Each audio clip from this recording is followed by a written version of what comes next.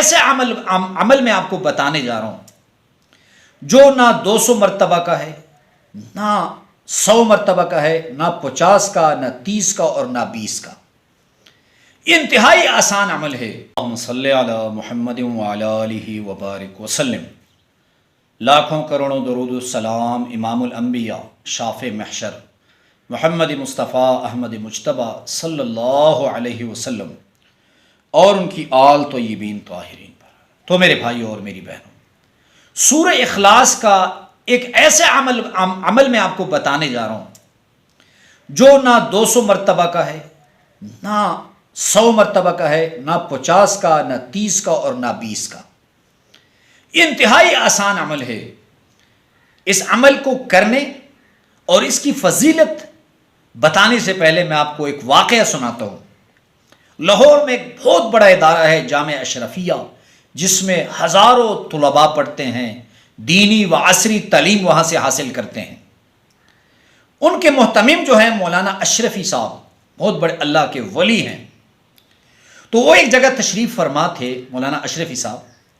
تو ایک شخص مولانا اشرفی صاحب کے پاس آیا اور کہا کہ حضور نبی کریم صلی اللہ علیہ وسلم کی خواب میں مجھے زیارت ہوئی اور حضور نبی کریم صلی اللہ علیہ وسلم نے مجھے فرمایا کہ تم جا کر مولانا اشرفی کو کہہ دو کہ آپ جو عمل مجھے ہدیہ کر رہے ہیں، جو میرے روح کو مجھے ہدیہ کر رہے ہیں، وہ عمل مجھ تک پہنچ رہا ہے اور اسے جاری رکھے۔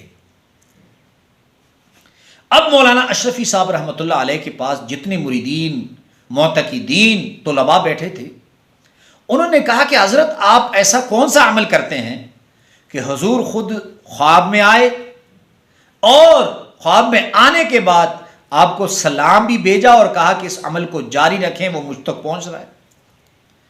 انتہائی زبردست اور مجرب عمل ہے کہ جس نے اسے زندگی کا معمول بنا لیا، اسے زندگی میں کبھی پریشانیوں کا سامنا نہیں کرنا پڑے گا، لیکن زندگی میں اسے ایک دن بھی مس نہیں کرنا۔ عمل کی طرف جانے سے پہلے یہ کہوں کہ اس عمل کی آپ کو اجازت ہے، لیکن کمنٹس باکس میں ایک مرتبہ درود شریف ضرور لکھ لیا کریں اور دوسرے مسلمانوں تک صدقہ جاریہ کی نیت سے اسے ضرور شیئر کر دیا کریں۔